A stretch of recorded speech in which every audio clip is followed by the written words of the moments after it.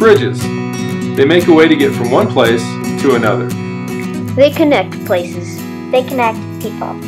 They span what would otherwise be a great divide. And no divide has ever been greater than the divide between God and man. The bridge Jesus built to span that great divide is the greatest bridge ever built.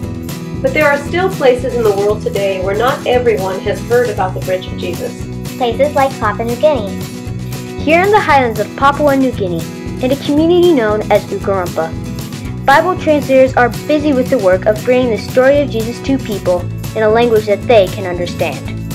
But for the translators to build these language bridges, the help of support workers is required. I manage the grocery store that serves the community of translators and support workers here in Ukarumpa. As a manager, I work with a team of 28 national workers who help bring food and supplies to the hundreds of people living here in our community. We have many translators here as well as a large variety of support staff. It takes people with all sorts of backgrounds to make the translation work possible, and all of these people need food. Where we work in Enga province, the people eat sweet potato every day. They cook it in the fire and they just eat it plain without any salt or butter or any condiments. And we just cannot thrive on a diet like that. And because we don't have a car, the SIL store is the only place where we can get Western products, basic Western products like ground beef, cheese, spaghetti, and ketchup. And it sounds funny, but having those basic Western products really go a long way towards keeping up our morale while we're in the village translating the Bible into Enga. I mean, would you want to eat sweet potato every day? Managing a grocery store may seem like a simple task, but in Papua New Guinea, we have a lot of unexpected things that happen on a regular basis as we try to get food and supplies to our remote location. For the most part, however, I'm doing a job similar to what I might do were I living in the US, but doing it here makes it possible for Bible translation to happen.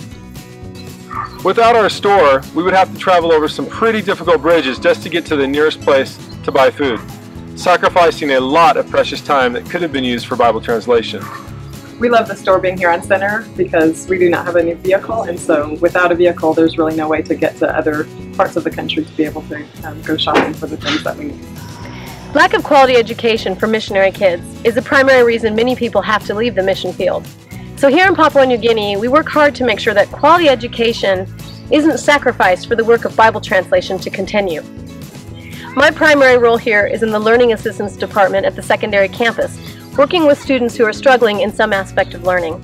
It has been a joy to watch them succeed and to know that my work here is making it possible for Bible translation to happen.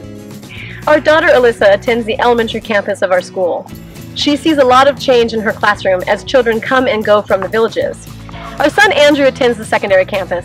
He doesn't see quite as much change in his classroom. By the time students enter 7th grade, they have the option of staying in a youth hostel while their parents go to work on Bible translation. This makes it possible for the Bible translation and the education to continue without interruption. Jesus is the bridge to a relationship with God. Bible translators are building bridges and new language groups to share this truth with them. Support workers like us are making it possible for Bible translators to build these bridges. But the bridge building doesn't stop there. We can't do what we do without you. We are deeply thankful for the people who partner with us to help us to continue our work here in Ukarumpa. Which means Bible translators can continue their work. And the gospel bridge can be communicated to a new group of people who are waiting to hear In their own language about the greatest bridge ever built.